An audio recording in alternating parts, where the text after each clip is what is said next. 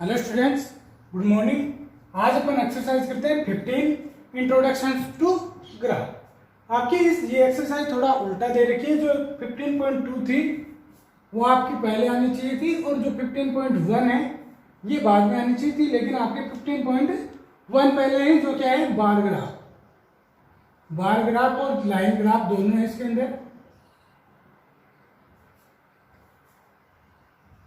लेकिन जो अंडरस्टैंडिंग है ग्राफ की वो 15.2 में गिवन है आपकी। लेकिन अपन 15.1 इतनी रिलेटेड नहीं है। और दूसरी बात, आपके जो ग्राफ है वो क्लास 6 to 5 से आप पढ़ते आ रहे हो, तो आपको अंडरस्टैंडिंग भी हो जाएगी कि करना क्या है। जैसे the following graph shows the temperature of a patient in A hospital record every हार। यानी कि जो ग्राफ है वो पेशेंट का है और जो टाइम है उस पर उसका टेम्परेचर नोट किया हुआ है। What was the patient temperature at 1 AM। तो आप क्या करोगे, 1 AM की लाइन देखोगे। कहां पे 1 AM? ये रहा 1 AM। तो 1 AM में ये किससे मैच हो रहा है? अब इसको इधर देखते हैं कि ये किससे मैच हो रहा है। किससे मैच हो रहा है? 36 और 37 के बीच में है। तो 36 plus 37 upon 2 equal to 36.5 degree centigrade. ये हो गया इसका टेम्परेचर। ये लिख देंगे टेम्परेचर इक्वल टू 1 AM पे पूछा था अपन, क्या गए 1 AM की लाइन पे ऊपर टच किया और इसको यहाँ पे देखा कि कितने पे ये मैच हो रहा है। उसके बाद when was the patient temperature is 38.5 degree centigrade. तो 38.5 डिग्री सेंटीग्रेड दोनों के बीच में है, 38 और 39 के। अब ये किससे मैच हो रहा है ये अपन को चेक करना है। किससे मैच हो रहा है? 12 नून। तो टाइम इक्वल टू 12 नून। बिल्कुल समझ में आ रहा होगा।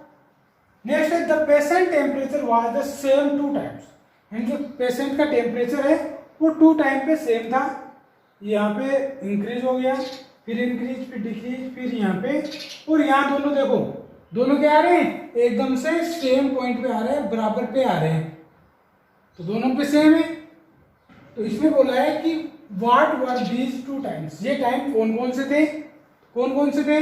1 PM एंड 2 PM। तो time equal to 1 PM and 2 PM। इसके बाद next, what was the temperature at 1:30 PM। How did you arrive at your answer. यानी 1:30 पे टेम्परेचर था वो कितना था? तो 1 और 2 के बीच में कौन है? 130 पे टेम्परेचर कितना है? इसको अपन ने मैच करवाया इस साइड में, तो 36.5 temperature equal to 36.5 degree centigrade. उसके बाद how did you arrive your answer. आप आंसर तक कैसे पहुंचे? बिल्कुल इसी तरीके से 1:30 PM is between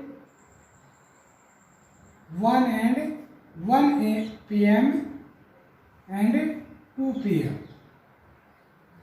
That is, implies that 1 plus 2 upon 2 equals to 1:30 PM. उसके बाद दूसरा नंबर ये है, during which period did patients temperature showed an upward trend.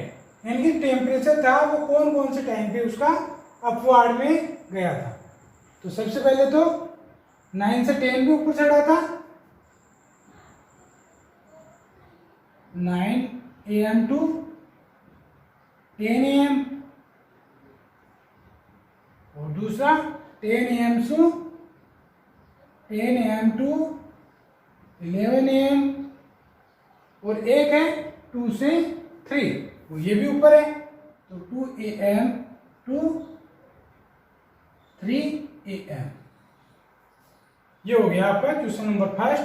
Question number second भी बिल्कुल इसी तरीके का आपका। ओके, नंबर 4 बिल्कुल क्वेश्चन नंबर थर्ड जैसे ही है, तो सोल्व करते हैं इसको भी अपन। The following graph shows the temperature forecast and actual temperature. यानी कि फोरकास्ट मीन्स पूर्वानुमान और एक्चुअल मीन्स जो रियल टेम्परेचर था उनका अपन को ग्राफ गिवन है। अपन को जो फोरकास्ट था उसको अपन ने ग्रीन से शो किया है और जो रियल है उसको ब्लू से शो किया है। On which days was the forecast temperature as the same as the actual temperature. यानी दोनों एक्चुअल और फोरकास्ट सेम कब थे? Tuesday, Friday and Sunday. तो लिख देंगे Tuesday, Friday and Sunday. Tuesday, Friday,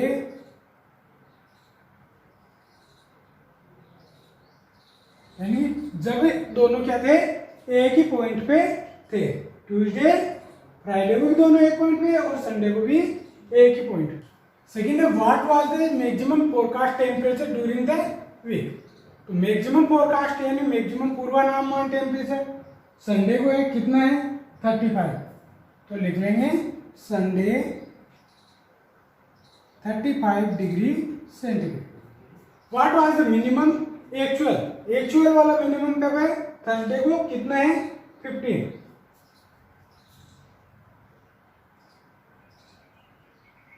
Thursday 15 degree centigrade.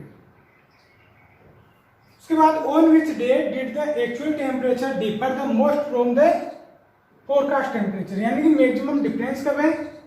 यहाँ पे 2.5 का, यहाँ पे इक्वल, यहाँ पे 5 का, यहाँ पे 7.5 का, यहाँ पे इक्वल 5 का, यानी कि 7.5 थर्सडे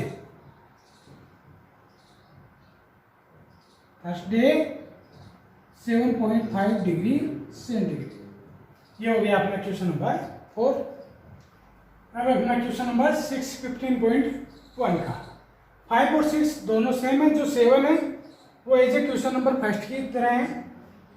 तो question number 6, a courier person cycles from a town to a neighbouring suburban area to deliver a parcel to a merchant. His distance from the town at a different times is shown by the following graph. जिसकी distance और time इसको आपको graph में show किया गया है। What is the scale taken for the time axis.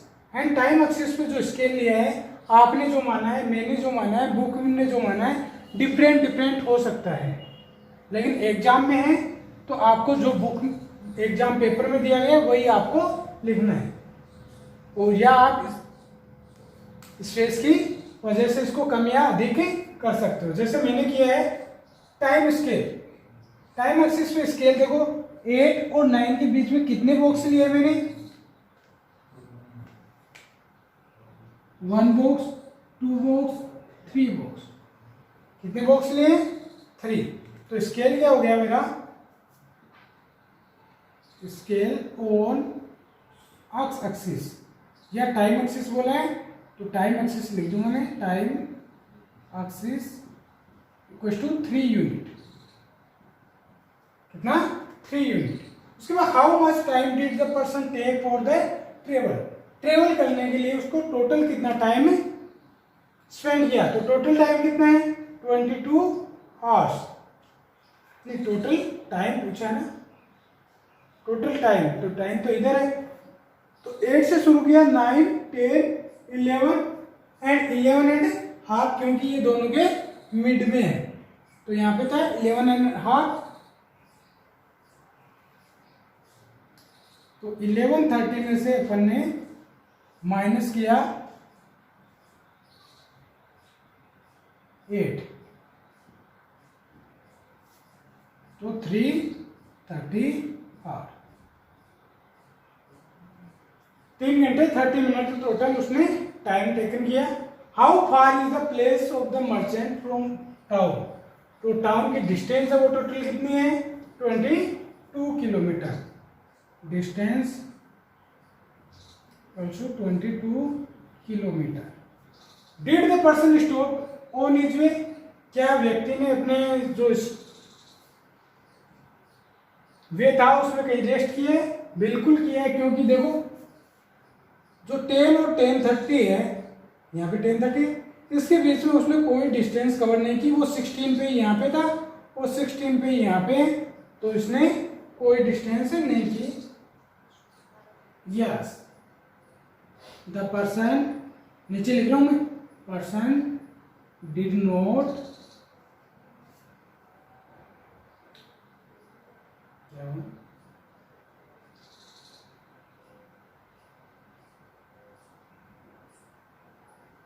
yes, the person stop on his way at the time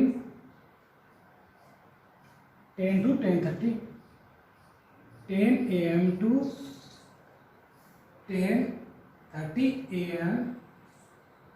This is shown by the